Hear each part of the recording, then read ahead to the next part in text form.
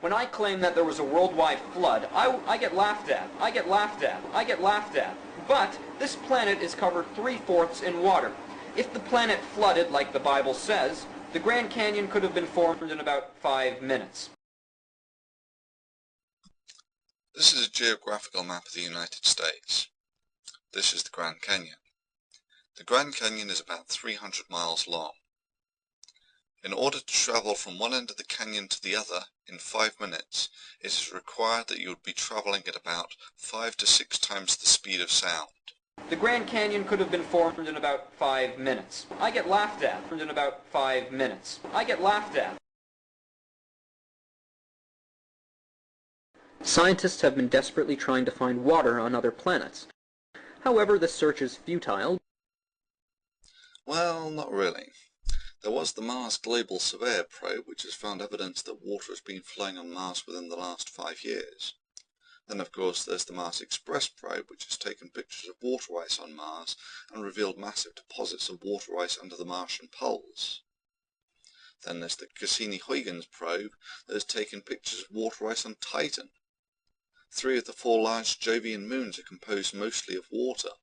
It is likely that Europa has oceans under the frozen surface created by tidal heating from Jupiter, similarly with Ganymede and Callisto. Almost all the moons of Saturn, Uranus and Neptune are ice balls too, as are most of the comets. It's difficult to contrive that anyone could make a more uneducated statement on the status of water in the solar system than Scientists have been desperately trying to find water on other planets. However, the search is futile.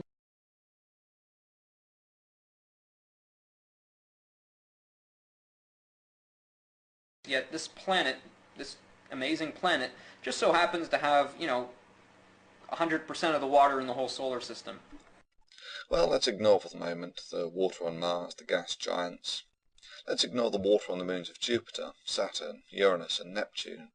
Let's ignore all the Kuiper Belt objects such as Pluto, Sedna, and of course all the comets. Here's an interesting thing about water. Where did it all come from? We can't find like a speck of H2O in outer space. Is there still no water in the universe? Bollocks. Water is the second most common molecule in the universe. The reason for this is simple. The elemental composition of the universe by atom percent is about 92% hydrogen, 8% helium. The third most common element in the universe is oxygen, and there's less than 1 atom percent of it. Helium, of course, doesn't form any compounds, so the most common molecule in the universe is hydrogen, H2. The second most common molecule in the universe is H2O, water. I get laughed at. There is a small zone around every star called the habitable zone, where liquid water is possible. Our Earth happens to be in a perfectly spherical orbit around our star. Perfectly spherical orbit around our star. The Earth's orbit is not a perfect sphere. It's not a sphere. It's not even a circle. The Earth's orbit around the Sun, like all planetary orbits, is elliptical. And this has been known for about 400 years. I get laughed at. However, if the Earth was a mere 5% closer to our Sun, we would cook like Venus. Now, if our Earth was a few percent away from our Sun... By a few percent, you failed to mention that this is 37%. This is about 50 billion meters, almost out as far as Mars. I get laughed at.